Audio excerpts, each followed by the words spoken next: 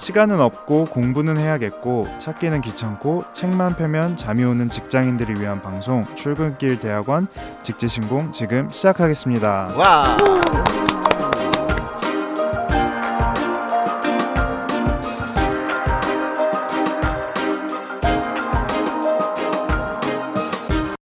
안녕하세요. 저는 쿱니다. 반갑습니다.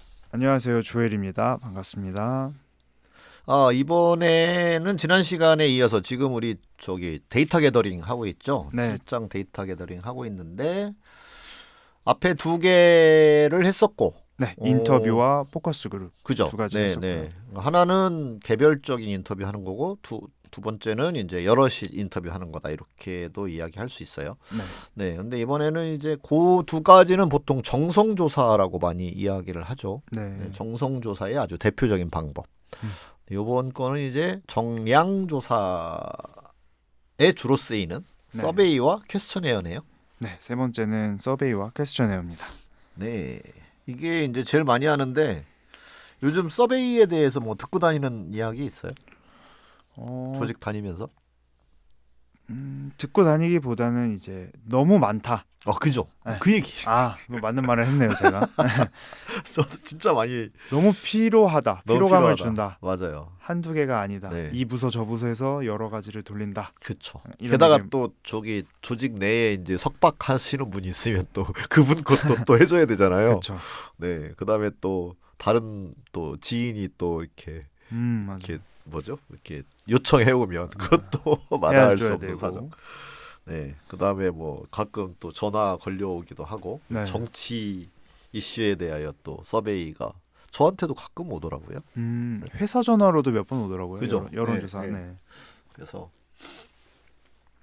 사람들이 이제 서베이 피로감 같은 게 되게 많이 있다. 네. 그런 거고 서베이 피로감이 많이 생기면 이제 안 좋은 점이 뭐냐면 성실한 응답을 하지 않는다. 그렇죠. 뭐 그래서 조사가 왜곡될 수 있다. 3번으로만 찍는다든지. 그렇죠. 네, 그런 일이 이제 생기겠죠. 그렇기 때문에 이 데이터 게더링의 설계를 할 때 네. 이런 걸 다 고려해야 되겠죠. 그죠?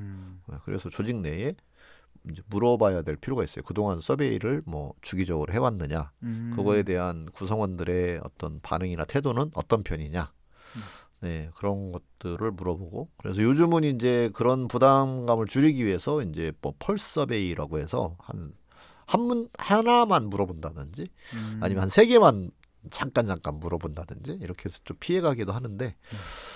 그것도 뭔가 또 한참 한계가, 하면 그거에 대해서 또 자꾸 이런 걸 물어보는지 모르겠다. 네. 오히려 개선은 안 되면서 적다고 더 많이 할 수도 있으니까. 네네네 그렇죠. 그래서 그런 이제 이슈가 기본적으로 걸려 있는 것이 서베이 조사다라고 얘기할 수 있겠습니다. 그럼 이제 서베이를 할 때 어떤 거를 좀 미리 생각하고 하는지는 얘기를 해주셨고 이미 피로도가 높다. 네.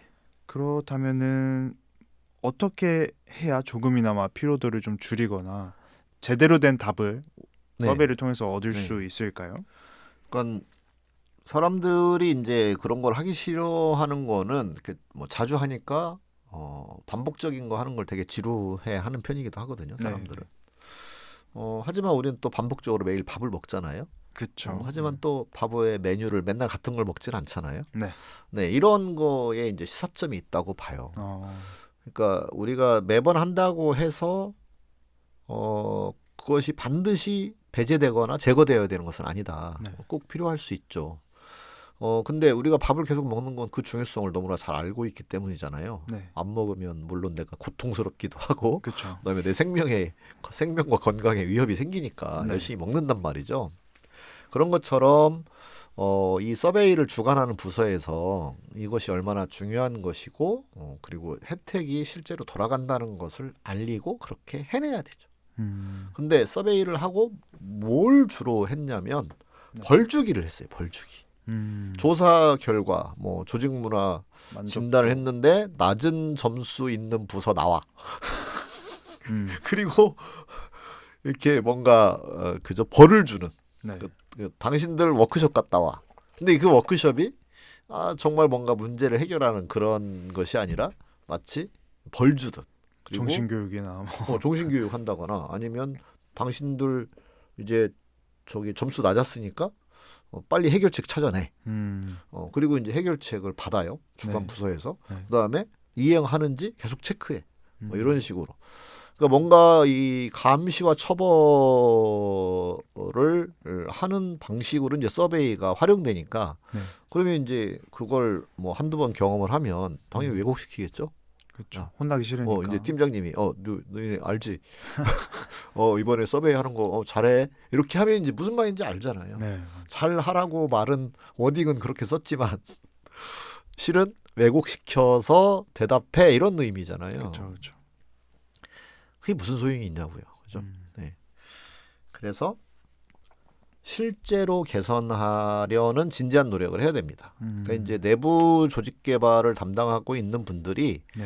그런 부분을 잘 모르는 채 조직 개발을 전문적으로 가르치는 데가 없어요. 우리나라 전체가. 그렇죠. 그렇죠. 그러니까 이걸 잘 그 맥락을 잘 이해하지 않은 채 이제 나도 일을 맡았으니까 네. 그냥 그걸 어찌 보면 열심히 하는 거예요. 그리고 열심히 하니까 이렇게 보면 전문가가 아닌 상태에서 보면 점수가 낮은데 여기 뭘 해야 될 것 같거든. 네. 그럼 뭘 해야 되겠어요? 이거 높이는 해결책을 찾으세요라고 당연히 해야 될 것 같고. 그렇죠. 그다음에 해결책을 받았으면 어떻게 해요? 책임감 있게 이게 잘 진행이 되는지를 체크해봐야 될 것 같고. 그러니까 담당자의 입장에서는 매우 정당하고 책임감 있게 자기 업무를 수행하는 것 같긴 한데 효과는 부작용으로 이렇게 만들어지는 거죠. 그래서 이 부분을 전문가와 함께 이렇게 이야기를 하고 그 문제를 어떻게 해결하면 좋을지를 진지하게 고민을 해서 어프로치를 해야 됩니다. 네. 그래서 일단 기본적으로 에드가 샤인이 조직 문화나 조직 개발을 하는 데 있어서 서베이 조사에 너무 의존하지 마라. 그렇게 이야기했어요. 이건 너무나 지엽적인 걸 보는 거다. 그러니까 조직이라고 하는 건 되게 유기적으로 연결되어 있는데 그렇죠. 그 유기적으로 연결되어 있는 문제를 한편에서는 시스템을 개선해서 접근하고 또 한편에서는 스킬, 리더십 스킬을 개선해서 그걸 문제를 해결하고 또 한편에서는 조직의 문화를 바람직한 그런 신념을 만들어내기 위해서 어떤 그 사건들을 정말 의미 있는 사건들, 우리가 변하고 있구나라고 하는 사건들을 만들어내고 이렇게 해서 조금은 길게, 조금은 총체적으로 접근을 해야 되거든요. 네. 근데 그러지 않고 그냥 서베이하고 결과 나오고 그걸 벌하듯 이렇게 불러다가 하고 이렇게 하면 점점 이제 악화되는 일이 번져진다 이런 겁니다.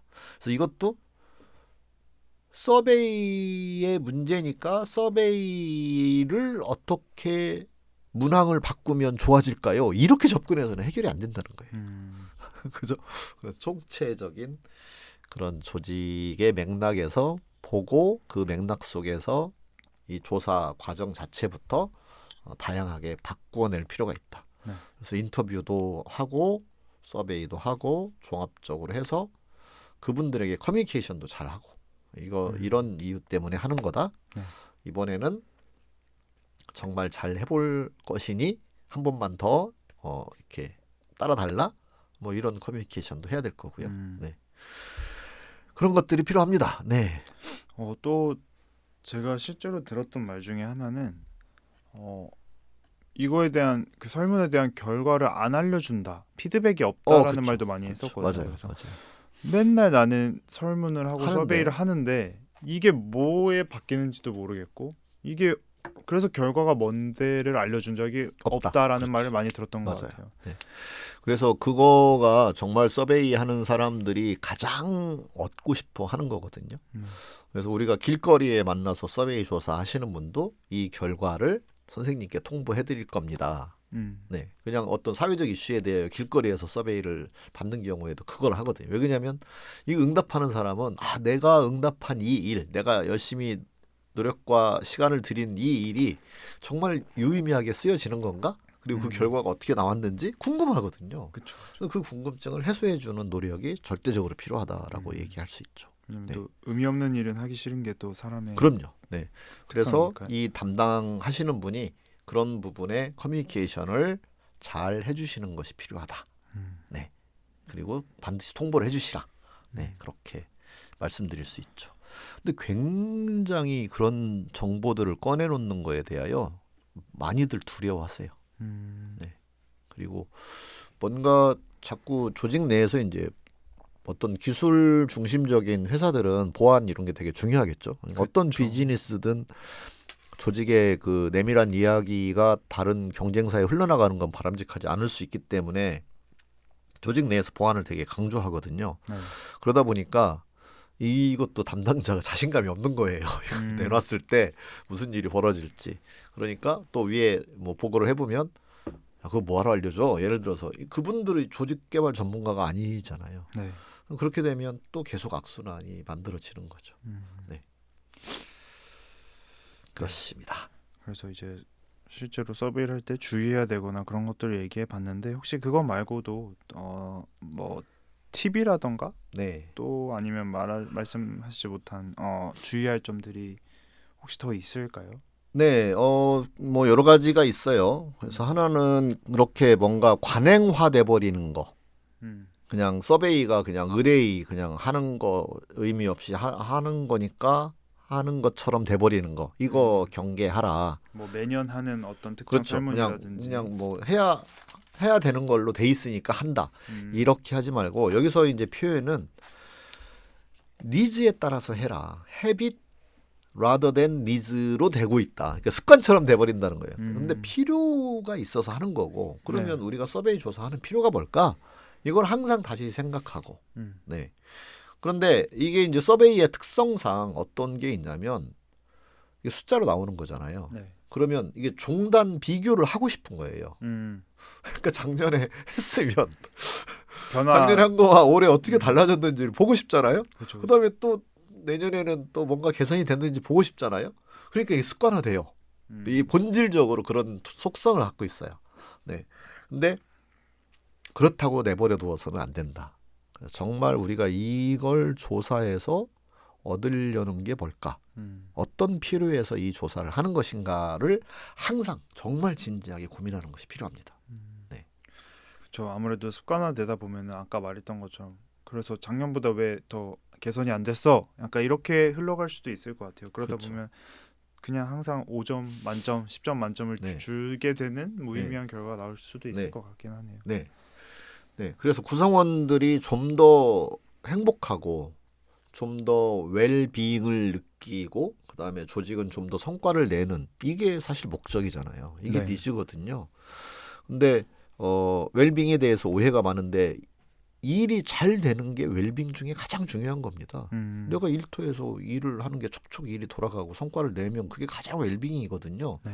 물론 육체적인 뭐 내가 잠을 잘 수 있다거나 휴식을 취할 수 있다거나 필요할 때 뭐 칼퇴근을 할 수 있다거나 이런 것들이 다 물론 웰빙이겠죠. 뭐 맛있는 구내식당에 점심 메뉴가 있다 이런 것도 웰빙에 해당하지만 정작 중요한 건 내가 하는 일이 정말 의미 있고 내가 하는 일이 성취가 잘 일어나느냐거든요. 그러면 그런 것들이 일어나도록 조직을 좀 더 개선해 나가는 게 구성원 개개인에게 당연히 좋은 일이겠죠. 네, 그래서 그 목표를 잃지 않고 조사를 하는 것이 매우 중요하다. 그렇게 말씀드릴 수 있고요. 그다음에 서베이는 뭐 여러분들이 많이 경험을 해봤고 또 대학을 다니면서도 한 번쯤 설계해보기도 하고 했을 거예요. 네. 그런 것들 기준들을 잘 찾아서 진행을 해주시면 된다. 뭐 서베이 문항을 너무 많이 하지 말라. 뭐 예를 들어서 한 40문항, 50문항 이상 넘어가면 사람들이 이제 그렇죠. 지쳐가지고 뒤에서는 하기 싫고. 막 누르게 되죠. 네. 그다음에 문항을 이렇게 보고 이걸 왜 물었어? 이렇게 딱 언뜻 이해가 안 가는 질문들이 끼어 있으면 이런 전문성이 없는 설문을 하는 걸 보니 내가 대답을 성실하게 해봤자 제대로 쓰지 못하겠네라는 생각이 들면서 그 다음부터 또 불성실 대답이 이어지거든요. 그래서 문항 하나하나에 대한 검토를 정말 잘 해야 됩니다. 처음 설계할 때. 네. 그리고 설계를 해서 시작을 했으면 왜 하는지 그런 설명을 또 잘 해주는 게 필요하고 그래서 문항을 설계해서 이제 유령이 설계해서 할 때 반드시 파일럿 테스트를 해봐라 소수 인원에게. 그래서 설계한 사람은 당연히 자기가 이런 의미로 해서 이런 의미로 이해하겠거니 하고 설문을 하잖아요. 그렇죠, 그렇죠. 거의 뭐 100% 파일럿을 돌려보면 달리 이해하거나 이건 무슨 뜻인지 모르겠어요라거나 이거 왜 맞아요, 물어보는 맞아요. 거예요?라는 말이 반드시 나타납니다. 그러니까 아무리 전문가라도 자기가 편향에서는 벗어날 수 없거든요. 이런 인지적 편향이 있기 때문에 맞아요. 그래서 반드시 파일럿을 해보시라 그런 거고요. 예를 들어서 여기 이제 그 좀 구체적인 예로 나와 있는 게 하나 재밌는 게 뭐였냐면 나는 지금 급여와 복지에 만족하고 있다. 이렇게 물어보는 질문은 매우 잘못된 질문이라는 거죠. 네. 어떤 사람은 나는 급여는 만족하는데 난 복지는 안 만족해 일 수도 있잖아요. 근데 이걸 질문이 묶어서 질문을 두 개가 들어가. 중의적 질문. 네. 네네네. 그래서 그런 거를 근데 이제 설문하는 사람이 그냥 이건 뭐 급여와 복지 혜택 이걸 하나의 카테고리를 그냥 묶어서 자기도 모르게 생각할 수 있잖아요. 그렇죠. 네. 그래서 이제 이건 너무 정당한 질문처럼 보이는 거예요. 그래서 이제 그렇게 했는데 파일럿 테스트 안 하면 파일럿 테스트 해보면 이게 딱 튀어 나오거든요. 그렇죠. 또 남의 건 원래 잘 보이거든요. 그렇죠. 이게 내가 대답을 하다 보니까 나는 복지는 좋지만 급여는 여전히 저는 아쉬움이 있습니다라고 대답했을 때 이거 어디에 대답할지 모르겠어요. 그럼 중간에다가 대답을 했을 때 이게 원래 얻으려고 했던 걸 얻을 수 있느냐? 아니잖아요. 네, 맞아요. 그래서 그런 것들을 이제 면밀히 살펴볼 필요가 있고 그 다음에 이제 요즘 이제 우리나라도 굉장히 많이 그 젠더라든지 그 다음에 뭐 종교라든지 이런 여러 가지 정치적으로 중립적 언어를 써야 되는 거 있잖아요. 네. 이런 거에서 이제 자칫하면 미스를 범할 수도 있거든요. 그렇죠. 그러니까 그런 거 되게 예민하게 해야 되고 그 다음에 현지에 맞는 언어. 그러니까 이렇게 본사가 있으면 저 지사에서는 또 본사와는 전혀 다른 언어들을 사용할 수 있잖아요. 그렇죠. 달리 이해할 수도 있고 글로벌 기업인 경우에는 당연히 그 나라의 문화에서는 전혀 이상하게 뭐 예를 들어서 빨간색과 파란색에 대한 느낌도 다 다를 수도 있고 그런 거기 때문에 그런 부분도 잘 고려해서 해야 된다 그런 거고요. 그 다음에 용어도 되게 객관적으로 사용하는 것이 필요하다. 그래서 그렇죠. 뭐 당신 팀 뭐 이렇게 말했을 때 내 팀에 대하여 내 프로젝트 팀을 말하는 건지 내가 원래 소속한 팀을 말하는 건지 이런 것들도 헷갈릴 수 있잖아요. 그렇죠. 네, 그런 거 하나하나를 매우 민감하고 예민하게 고민해서 작성하는 것이 필요하다. 네. 그래서 이런 걸 염두에 두면서 하되 가장 좋은 방법은 빨리 파일럿 테스트 해보시라. 되게 중요합니다. 네. 그래서 이렇게 서베이나 퀘스처네어에 대해서 얘기를 나눠봤고요. 그다음 네 번째는 이제 observations에 대해서 얘기를 해볼게요. 관찰이네요. 네, 관찰 중요하죠. 네. 컨설턴트는 어떤 회사에 이제 정문을 들어가면서부터 관찰이 시작되죠. 그렇죠. 그죠? 정문에서는 뭘 볼 수 있을까요? 뭐 우선 회사 건물을 볼 수도 있고요. 그렇죠. 네. 그래서 건물을 이렇게 보면서 건물이 신식 건물인지 또 오래된 건물인지 그다음에 건물의 외장이 장식적인지 아니면 되게 이렇게 검약한 그런 스타일의 건물인지 그런 것들을 보겠죠. 아니면 또 뭐 현수막 같은 게 걸려 있을 수도 있고요. 현수막도 보고 그다음에 정문에 뭐 슬로건 이런 것들이 써 있는 거를 볼 수 있겠죠. 네, 그런 걸 보고 그다음에 정문을 출입할 때 안내하시는 분들의 어떤 표정, 네, 안내하시는 분들의 어떤 태도 이런 것들도 보겠죠. 물론 뭐 큰 회사들은 아예 경비를 따로 외주를 줘서 하기도 하지만 그렇죠. 그렇지 않은 경우에는 그 안내하시는 분의 태도를 보면 이제 조직 문화가 이제 조금씩 짐작되기 시작하는 거죠. 네, 물론 잠정적이어야 됩니다만 뭐 힌트 정도는 얻을 수 있다 정도로 이해하시면 될 것 같고요. 저도 처음에 따라다니서 다른 회사 나갈 때는 처음에는 별로 안 봤었어요. 근데 이제 같이 몇 번 따라다니다 보니까 그게 꼭 조직 문화를 알 수 없을지라도 최소한 그 담당자를 만났을 때 스몰톡 정도는 할 수 있는 거리가 된다를 깨달았던 것 같아요. 네, 맞아요. 그다음에 이제 주차면, 주차면을 보면 이제 어떻게 구획되어 있는가, 그래서 임원용이 따로 있는가, 그다음에 뭐 민원인 또는 뭐 고객용이 따로 있는가 이제 이런 것들을 보면 이 고객에 대한 가치관, 그다음에 임원과 직원 사이의 어떤 관계에 있어서의 수평성, 수직성 이런 것들을 이제 다 관찰할 수 있게 되는 거죠. 네. 그런 게 다 관찰에 해당이 됩니다. 네. 그다음에는 이제 뭐 민원 창구라든지 이런 데에 이제 앉아서 실제로 그런 고객을 응대하는 그런 것들을 볼 수 있을 거고요. 네. 그다음에 뭐 예를 들어서 어떤 마트다 그러면 거기 점원들이 어떻게 일하는지 그런 걸 관찰할 수도 있고요. 그다음에 회의 장면을 관찰할 수도 있죠. 네, 회의 장면을 관찰할 수 있으면 정말 많은 걸 얻을 수 있는데 쉽지는 않아요. 네, 그렇습니다. 네. 회의 장면에서 이제 회의 장면은 그래서 이제 비디오 테이핑을 할 수도 있고 비디오 테이프 그러니까 촬영을 할 수도 있는 거죠. 그다음에 가서 회의 내용을 참관할 수도 있는 거고 그런데 이제 컨설턴트와 고객이 미팅하는 장면에서도 관찰이 되죠. 그렇죠. 네, 그러면 거기에 예를 들어서 직급이 다른 사람들이 와서 앉아 있다. 이분들이 얼만큼 화기애애한 커뮤니케이션을 하느냐, 아니면 되게 뭐 나머지는 찍소리도 못 하고 있고 한 상급자만 계속 이야기를 하느냐, 뭐 이런 것들이 다 그렇죠. 관찰 포인트가 됩니다. 다양한 방법, 다양한 환경에서 그런 정보들을 좀 얻을 수 있을 것 같아요. 네. 그 지난번에 제가 한 공공기관에 갔을 때 이제 예를 들면 저희가 중간 보고를 했잖아요. 네. 그 프로젝트에 대한 중간 보고를 하는데 그 중간 보고에 되게 많은 사람들이 이제 와서 앉아 있었죠. 근데 거기서 이제 회의실에 들어오는 사람들의 순서 다 관찰 포인트입니다. 그리고 좌석을 어떻게 앉는지, 자유롭게 앉는지, 정해졌는지, 높은 자리 뭐 어떤지, 그다음에 거기서도 잠깐이지만 이제 사람들이 압도적으로 많았기 때문에 예를 들어서 저희가 3명, 그러니까 컨설턴트 3명, 그다음에 고객 3명 이렇게 하면 평소 모습이 안 나올 수 있잖아요. 그렇죠. 그러니까 이제 고객을 대하는 모습을 볼 수 있는 거고, 근데 우리가 3명, 그러니까 컨설턴트가 3명, 그다음에 저쪽이 15명 이렇게 하면 평소에 행동들이 저절로 나오는 거죠. 그 분위기가. 네, 그래서 거기서 이제 리더의 발언의 빈도, 발언의 양 이런 것들 볼 수 있고, 그다음에 질문을 얼만큼 자유롭게 하고 있느냐 아니냐 그런 거 볼 수 있고, 그다음에 그런 것에 대한 사람들의 관심도, 다른 사람의 발언에 대한 관심도 이런 것들이 다 관찰되는 거잖아요. 네, 그런 게 굉장히 중요한 어떤 데이터 게더링의 방법일 수 있다. 이렇게 말씀드릴 수 있죠.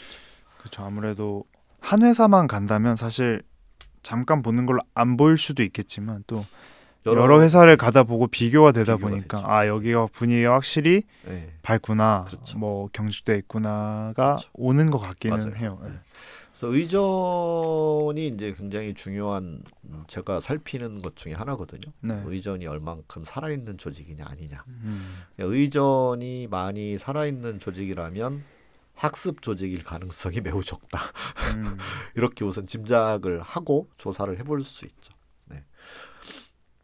그래서 그렇게 이제 조사를 하는 거는 좋은 점은 뭐냐면 그렇게 뭐랄까 약간 객관적으로 드러나고 있는 것들을 컨설턴트의 전문가의 식견으로 파악해낼 수 있다, 정보를 수집할 수 있다, 이런 좋은 점이 있어요. 다만 이제 왜곡된 시각으로 볼 수 있죠. 컨설턴트의 이제 뭐랄까 편향된 그 관점으로 볼 수 있는 단점이 있을 수도 있다. 그렇죠. 네. 또 내부 사정을 모르는 부분도 분명히 존재하니까. 네. 그래서 컨설턴트는 계속해서 공부하고 또 아까 조엘이 얘기한 것처럼 다른 회사와 비교치를 갖고 있기 때문에 그래도 제법 이제 정확한 것들을 이제 포착할 수 있는 장점이 있긴 합니다. 근데 이걸 이제 그래서 그런 객관성을 유지하려는 노력을 이제 전문가는 계속 해야 되고. 그다음에 이것이 좋은 점은 아까 인터뷰를 하거나 서베이를 했을 때에 응답자 자신도 모르는 이제 왜곡이 벌어지는 것이 있을 수 있는데 그게 뭐냐면 다 기억에 의존해서 과거의 모습을 말한다는 거예요. 그래서 저도 이제 우리 회사에서도 그런 걸 많이 발견하거든요. 우리 회사 이래요라고 하는 게 벌써 몇 년 전에 벌어졌던 일인데 여전히 그런 거라고 생각하면서 발언하는 경우들이 되게 있어요. 네.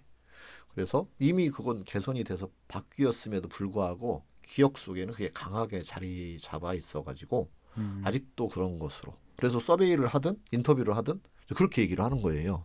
본인도 그게 오류라고 생각을 안 하는 거죠. 그렇죠, 그렇죠. 예를 들어 뭔가 트라우마가 있거나 뭔가 과거에 되게 안 좋은 기억이 있거나 그러면 이제 그게 우선 생각이 떠오르니까 그걸 말하는 거죠. 네. 근데 그건 현재 상황이 아닐 수 있다. 근데 관찰이 좋은 점은 현재 모습을 보는 볼 수 거다. 있다. 네, 이게 되게 중요한 차이입니다. 차이. 그다음에 이제 인터뷰를 했을 때 예를 들어서 MZ 세대가 보는 이제 꼰대 세대의 모습, 그 사실 왜곡될 수 있잖아요. 그렇죠. MZ 세대가 꼰대일 수도 있고요. 네. 그러니까 자기 입장에서 이제 음. 자기 관점에서 이제 그렇게 이해를 하는 거이고 또 반대로 꼰대가 이제 MZ를 바라보는 것도 왜곡돼 있을 수 있죠. 아, 그렇죠, 그렇죠. 네. 그래서 이게 서로가 둘 다 왜곡되어 있을 수 있는 거다. 그랬을 때 그걸 또 보완하는 방법이 관찰이다. 네. 그래서 컨설턴트는 항상 어쨌든 뭐 원격으로만 컨설팅을 하진 않을 거잖아요. 그렇죠. 네. 그래서 주고받는 이메일, 그다음에 그분들 담당자를 만나서 하는 면접, 그다음에 그런 회의, 우연히 발견하는 그런 회의, 그다음에 뭐 복도를 다니면서 그다음에 엘리베이터에 붙어 있는 부착물 뭐 등등 이런 것들이 다 관찰 포인트다. 네. 그래서 그 점을 잘 알고 그 기회를 잘 활용하는 것이 중요하다. 이렇게 말씀드릴 수 있습니다. 네. 또 근데 이렇게 관찰이 그럴 때 좋긴 하겠지만 또 외부인이 있다 보면은 좀 평소와는 다르게 행동하는 부분도 분명히 존재할 것 같기는 해요. 네. 그래서 그런 부분들을 감안하면서 관찰을 해야 될 거고요. 그래서 낯선 사람이 있을 때 그 사람들의 행동은 달라질 수 있다. 그렇죠. 네, 그렇기 때문에 지금 내 눈앞에서 벌어지고 있는 것이 항상 객관적인 거라고 속단해서는 안 된다라고 얘기할 수 있겠죠. 네. 특히 이제 예를 들어서 어떤 공장의 생산 라인을 쭉 다닌다. 누군가 모르는 사람이 공산의 생산 라인을 다닌다. 그러면 사람들은 어떻게 생각하겠어요? 우리를 감시하러 왔구나. 우리가 뭐 잘못하는 것을 포착하러 왔나 보다. 그래서 평소보다 훨씬 부지런해 보이거나 되게 집중하는 모습을 보여주거나 하는 왜곡이 그냥 아주 순식간에 확 일어나 버릴 수 있겠죠. 그래서 그런 부분들을 이제 감안하면서 보고 또 그런 인상을 주지 않도록 그래서 미리 좀 말씀을 하시거나 미리 발언을 해서 내가 지금 뭐 감시 감독하러 온 것이 아니라는 그런 것들을 얘기하고 또는 사전에 예고를 해서 뭐 이만저만하게 온다라고 이런 일로 이제 오게 된다 이런 거를 사전에 예고하는 방법도 가능하다라고 볼 수 있어요. 하지만 그렇더라도 어쨌든 왜곡이 일어날 거라는 거 우리가 짐작이 되잖아요. 근데 그걸 고려하면 된다. 또 뭐든지 완벽한 방법은 그럼요. 없으니까요. 그렇다면 혹시라도 이렇게 얘기를 해봤지만 그럼에도 또 말씀 못하신 게 있거나 뭐 팁이 더 있는 게 있을까요? 자, 나머지는 뭐 거의 이야기를 한 것 같습니다. 그래서 내가 보는 사람도 왜곡할 수 있는 편견을 가지고 있다는 거, 그거 되게 중요하고, 그 다음에 하나는 이제 그렇게 관찰을 하면서 뭔가 이렇게 노트에 필기까지 하면서 다닌다. 그런 모습이 상대방에게 비춰진다. 그러면 상대는 더 평소와는 다른 행동을 보일 수 있으니까 그런 왜곡이 일어날 수 있다라는 것. 네, 그래서 그런 부분들을 그래서 완벽하게 어떤 하나의 방법으로 하기 되게 어렵다. 되게 다양하게 입체적으로 서베이도 하고 또 인터뷰도 하고 다양하게 접근을 하는 것이 필요하고 실제로도 또 다 같이 사용하고 있고요. 그렇죠. 네. 그리고 이제 그 자체도 하나의 데이터예요. 사람들이 외부인에 대하여 얼만큼 민감하게 반응하는지가 평소에 감시를 많이 받고 살았구나. 조금이라도 잘못을 했을 때에 되게 비난과 책망이 심한 조직인가 보구나. 그래서 그게 이제 이런 관찰과 인터뷰를 한 다음에 서베이를 설계할 수 있거든요. 네. 그때 이제 서베이 문항에 그런 부분을 집어 넣을 수 있는 거죠. 네. 그래서 지금 일반적으로는 서베이 결과가 안 좋으니까 이걸 해결해주기 위해서 네. 우리를 도와주세요라는 의뢰를 많이 받는 편인데 실은 그거보다 더 바람직한 방법은 이렇게 우선 1차로 관찰하고 그다음에 인터뷰 해보고 거기서 포착된 이 조직만의 좀 특수한 사정 이걸 좀 더 객관적으로 알아봐야 될 것 같다라고 했을 때는 이제 서베이를 해서 그걸 전체를 놓고 같이 디스커션을 하면서 이제 문제를 해결하는 방식이 가장 좋다 이렇게 말씀드릴 수 있겠습니다. 네, 그렇게 observations 네 번째 방법이었죠. 네, 관찰 기법까지 얘기를 나눠봤고요. 마지막 방법인데요. unobtrusive measures라고 비간섭적 조사라고 한국말로는 번역되는 곳이 있는 것 같아요. 가장 바람직한 것 같습니다. 네, 비간섭적인 방법들. 네. 그러니까 뭔가 한다는 게 느껴지면 마치 우리 그 뭐죠? 빛의 입자를 관찰하면 관찰함으로써 왜곡이 일어나는 그런 현상을 이야기하잖아요. 양자역학에서. 네. 그래서 관찰하지 않았을 때 벌어지는 현상과 그 이중 슬릿 실험을 해보면 관찰을 하면 이게 이제 특성이 달라져 버리는. 그죠? 그래서 파동이었다가 입자로 바뀌어 버리는 이런 것이 생겨나는데 우리가 사실 그렇죠. 우리가 집안에서 있을 때는 항상 그냥 뭐 옷도 편하게 입고 있을 수도 있고 또 뭐 여성분들이라면 화장을 굳이 하지 않고 있을 수도 있고. 그렇죠. 그런데 남을 만나는 일이 생기면 우리는 포장을 하잖아요. 위장을 하기도 하고 옷도 입고 옷도 입고 말씨도 또 달리하고. 그렇죠. 네. 이 말씨 때문에 해서 문제가 되고 있는 상황이긴 합니다만. 네. 그래서 우리가 사람이 볼 때와 보지 않을 때 다르다. 이 점을 포착을 해서 그러면 보지 않게 하는 그래서 소위 간섭이 일어나지 않게 하는 그런 방식의 조사. 그거에 여러 가지 방법을 통칭해서 비간섭적 조사. unobtrusive measures 이렇게 묶어서 정리를 해놓았습니다. 어떻게 보면은 그 네 번째 방법 observations에 대한 단점을 좀 보완하려고 만든 방법 같기도 하네요. 그렇죠. 그래서 그럼 예시가 뭐냐면 이제 역사적 데이터 이렇게 들고 있네요. 그죠? 네. 그래서 사료. 네. 그래서 뭐 앞에 뭐 그 물어보거든요. 저도 항상 가서 무슨 중요한 사건이 있었냐. 그러면 노조 파업이 있었다. 뭐 그런 이야기 할 수 있고 뭐 대거 몇 명이 회사를 퇴직했다. 뭐 이런 일이 있을 수도 있고 그다음에 부도가 날 뻔해가지고 뭐 그랬다. 회사가 뭐 감사를 받았다, 세무조사를 받았다. 이런 것들이 이제 히스토리컬 데이터예요. 그거에 따라서 회사가 뭐 합병을 했었다, 뭐 분리해서 나왔다. 이런 것들이 다 히스토리컬 데이터라고 할 수 있겠죠. 그러면 그 이야기를 들으면서 전문가라면 그러면 조직 내에서 이만저만한 일이 있겠구나. 합병한 회사라면 전에 회사 지금 회사 간에 사이가 안 좋을 수 있겠구나. 그렇죠. 서로 이제 뭔가 이렇게 주도권 싸움 같은 것을 할 수 있겠구나. 그런 것들이 이제 물어보는 거죠. 그렇죠. 그다음에 오피셜 다큐멘트 이제 서류들을 보는 거죠. 그래서 내부 보고서라든지 그다음에 뭐 게시되어 있는 물건이라든지 그다음에 우리와 주고받는 이메일이라든지 이런 것들이 다 그 문서들이잖아요. 그 문서를 보면 그 조직이 얼만큼 포멀한 조직인지 얼만큼 인포멀이 이렇게 용인되는 조직인지 이제 그런 것들이 조직의 경직성 이런 것들이 이제 잘 나타난다라고 볼 수 있고 저는 PPT 자료에서도 좀 느껴지는 부분이 있는 것 같아요. 네. 폰트나 그렇죠. 텍스트 배열에서도 좀 나타나는 것 같긴 해요. 그렇죠. 그리고 수치를 어떻게 다루는지 그래서 굉장히 정밀하고 세밀한 조직인지 아니면 되게 뭐랄까 상징적이고 추상적인 관념으로 작동하는 조직인지 이런 것들도 이제 다큐멘터리를 통해서 확인할 수 있다 이렇게 말씀드릴 수 있어요. 회의록 같은 거 우리가 볼 수도 있고요, 그죠? 네.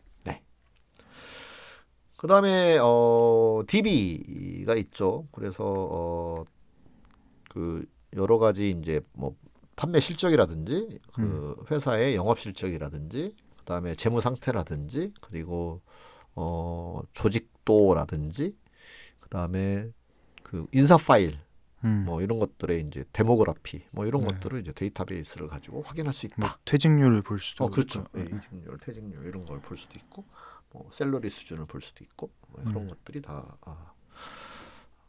굳이 구성원들을 간섭하지 않고 파악할 수 있는 방법이다. 이렇게 이야기할 수 있습니다. 그다음에 온라인 환경. 그래서 여기는 뭐 소통 툴을 주로 뭘 쓰시나요? 뭐 카톡으로 하시나요? 뭐 잔디로 하시나요? 플로우를 쓰시나요? 노션을 쓰시나요? 뭐 그들이 쓰는 그런 다양한 것들을 보면 이제 그 회사의 문화 이런 것들을 좀 짐작할 수 있죠. 네. 그렇죠? 네, 그리고 그걸 얼만큼 풍부하게 쓰는지 아니면 뭐 우리 회사는 주문 안 해요. 영상 통화 없어요. 되게 요즘 같으면 되게 중요한 신호라고 말할 수 있겠죠. 그렇죠. 네. 그래서 그런 환경들을 우리가 물어서 확인할 수 있다. 네. 그렇게 말씀드릴 수 있고요. 그리고 이건 우리가 사전 회의에서도 예를 들어서 이번 미팅은 뭐 줌으로 할까요? 이렇게 이제 이야기를 했을 때 그걸 지금은 사실 거의 낯설어 하는 데는 없지만 그렇죠. 아무래도 네. 그래서 예를 들어서 뭐 온라인 서베이 툴이라거나 뭐 이런 거 이야기했을 때 이 회사가 되게 팍팍 그 시대의 변화를 이렇게 잘 팔로우업 하는 조직인지 아닌지 이런 것들의 짐작이 가능하죠. 네. 네. 그러면 그런 부분에 이제 약간 관심을 가질 수도 있죠. 왜 이 회사는 그런 새로운 방식에 대하여 빨리 캐치업하고 있지 못할까? 네, 그런 것들이 하나의 이제 의심의 포인트로 남아 있고 그런 부분을 인터뷰에서 물어보거나 또는 서베이에서 확인하거나 이렇게 할 수 있다. 반대로 컨설턴트도 좀 온라인 툴에 대해서 알고 있을 필요도 있을 것 같아요. 뭐 고객이 판단을 하겠죠. 이제 컨설턴트가 그런 것을 고객이 요구했는데 컨설턴트가 우리는 그거 잘 사용 못하는데요. 그러면 이 컨설팅 약간 올드 패션이네라고 그렇게 될 수도 약간 있어요. 저평가를 받을 가능성이 있다. 이렇게 얘기할 수 있어요. 네. 뭐 아주 저명한 사람이라면 뭐 상관없겠죠. 상관없죠. 네. 그래서 뭐 예를 들어서 흔히 작가가 어떤 작가가 아직도 워드를 쓰지 않고 이렇게 원고지를 쓴다라고 했을 때 그 사람이 이제 매우 저명한 사람이면 오히려 달리 평가할 수 있는 거고 그렇죠. 그렇긴 합니다. 근데 일반적으로는 그런 캐치업이 더뎠을 때 더딘 이유가 뭘까에 대한 관심을 끌만한 일이다. 네. 그렇게 말씀드릴 수 있습니다. 그다음에 아까 얘기했던 이제 피지컬 인바이러먼트 이게 이제 관찰에서도 해당이 되는데 이 피지컬 인바이러먼트 그러니까 물리적 환경은 이게 이제 침입하는 건 아니잖아요. 그렇죠. 네. 그러니까 비참견에 이제 해당한다라고 볼 수 있고 이게 관찰과 함께 우리가 아까 얘기한 관찰은 사람들을 관찰한다거나 뭐 일이 처리되는 걸 하는 거라거나 그런 것들의 관찰인데 그것은 참견적이다라고 이야기할 수 있겠죠. 네, 잘못하면 참견적일 수 있겠다 그렇게 얘기할 수 있을 거고요. 그런데 이 뭐 물리적인 건축물이나 이런 것들은 뭐 참견하는 걸로 보이지 않겠죠. 그렇죠? 그것도 그렇고 또 예로 많이 드는 게 그런 동물 생물 네. 뭐 그런 환경 조사나 그런 거 할 때 이제 그냥 옆에서 보기만 하잖아요. 네. 그래서 그런 걸로 예를 드는데도 좀 있었던 것 같아요. 그렇군요. 네. 여기 예시 들고 있는 게 이제 건축물, 그다음에 사이니지, 뭔가 이렇게 간판이라든지, 그다음에 뭐 폴대 세워놓은 거라든지 이런 것들, 입간판 이런 거라고 이야기할 수 있겠죠. 그다음에 거기에 이제 뭐 레이아웃이라든지 또 빌딩의 소재, 뭐 벽돌을 썼는지 콘크리트인지 유리인지 뭐 철제인지 이런 것들 다 요즘 그 카페 같은 그런 이제 외장을 한 그런 회사 사무실이 있다 그러면 이 회사 되게 개방적인 조직 문화일 것 같다라는 짐작이 되잖아요. 그렇죠, 그렇죠. 네. 그다음에 어떤 이제 공간의 디자인이라든지 그다음에 어떤 회의 장소나 이제 회의실 이런 걸 보면 뭐 회의실에 뭐 이름 붙여놓은 것이 뭐 되게 파격적으로 이름을 붙였는지 아니면 매우 그 포멀한 그런 이름을 쓰고 있는지 이런 것들. 그다음에 그 안에 있는 어떤 가구들이라거나 좌석 배치 이런 것들이 뭐 굉장히 중요한 관찰 포인트죠. 네. 네. 그다음에 식당을 가도 금방 알 수 있고요. 네. 거기 임원 식당 따로 나누어져 있는지 아닌지. 그러니까 임원 식당을 나누어 있으면 안 좋은 조직이다 이렇게 단정 지을 수는 없는데 그것이 만약에 없는 조직이 있다. 그럼 한 번쯤 컨설턴트는 물어볼 수 있겠죠. 임원 식당이 따로 없네요. 라고 했을 때 저희는요 뭐 같이 뭐 줄 서서 드십니다. 라고 하면 와 여기 수평적 조직 문화를 되게 강조하고 있구나. 그러면 수평적 소통도 잘 이루어질 수도 있겠네. 이거 한번 확인해 봐야 되겠다. 이런 식의 이제 논리적 전개가 가능한 거죠. 네. 그렇죠? 그다음에 포스터, 사진, 예술 작품들이 어떻게 배열되어 있는지 뭐 회의실에 갔더니 은은한 음악이 흐르고 있다거나 카페테리아에 갔더니 뭐 클래식 음악이 흐르고 있다거나 뭐 등등 이런 것들도 그렇죠. 되게 중요한 관찰 포인트다 이렇게 이야기할 수 있겠습니다. 그다음에 직원들이 입고 다니는 옷, 뭐 반바지를 입었는지 또 뭐 청바지를 입었는지 뭐 정장을 입었는지 수트를 입고 있는지 등등 우리가 볼 수 있고 그다음에 유니폼을 입고 있는지 이런 등등을 우리가 확인할 수 있다. 그렇게 말씀드릴 수 있고요.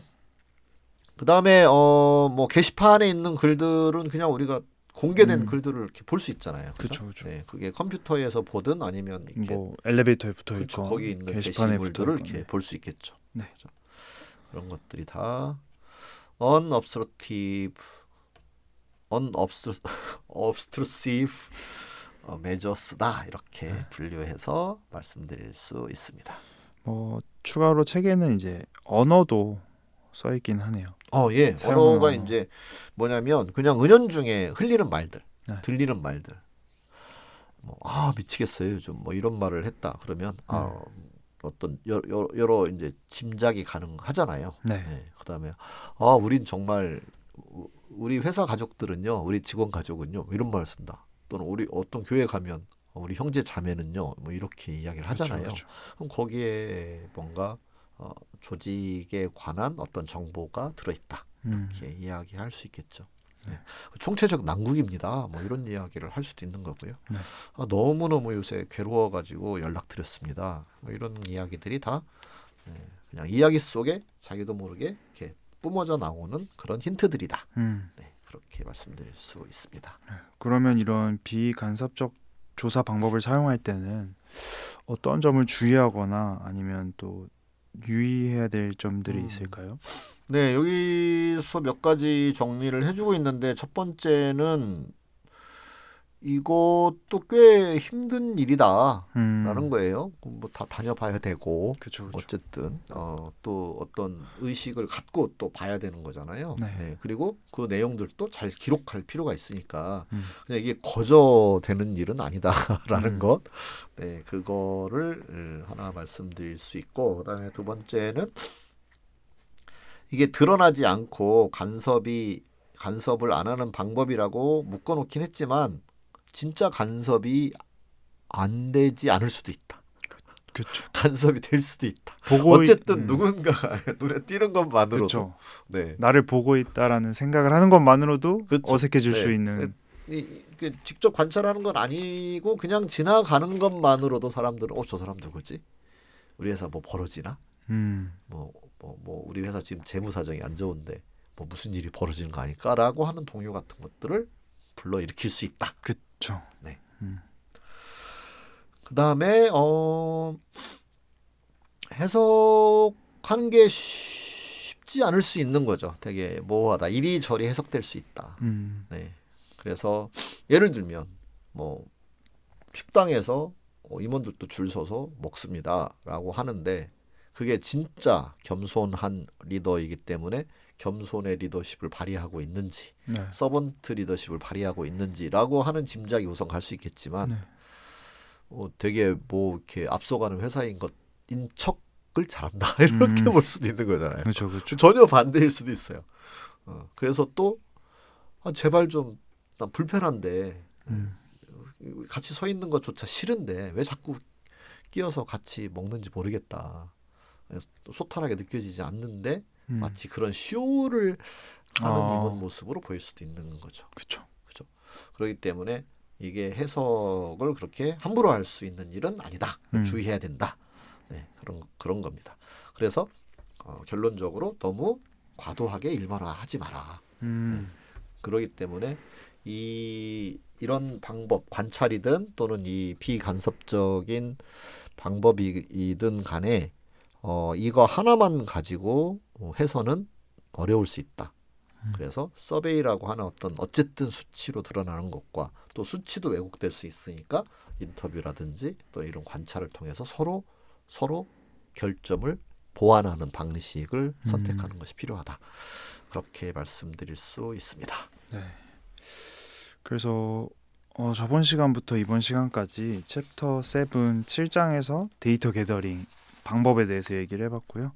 첫 번째는 인터뷰, 두 번째는 포커스 그룹, 세 번째는 서베이와 퀘스천에어, 세 번째는 옵저베이션. 네. 그다음에 네 번째가 옵저베이션이었고요.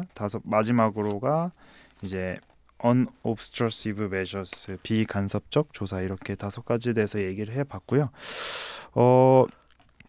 사실 아까 처음에도 말씀하셨듯이 모든 방법 하나가 무조건 완벽하지는 않고 또 상황에 따라서 아니면 컨설팅 상황이거나 아니면 어떤 프로젝트 상황에 따라서 사용해야 되는 게 다를 수도 있고 뭐 하나만 사용해야 될 때도 있을 것 같고 그거를 또 적절히 사용하는 게 또 중요한 것 같습니다. 그래서 오늘 2번째 시간까지 해서 이렇게 알아봤고요.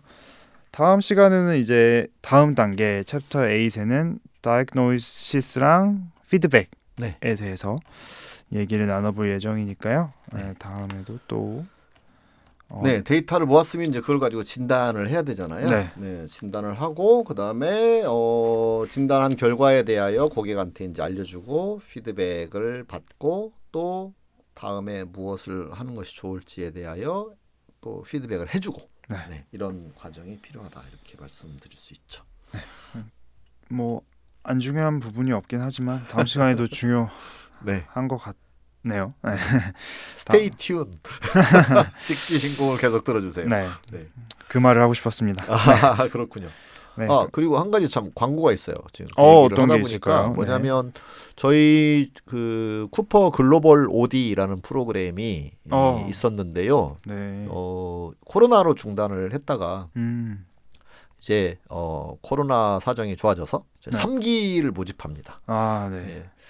기간이 1년 반 프로그램이었는데 1년으로 줄여서 1년 만에 수료할 수 있도록 그렇게 개편을 했고요.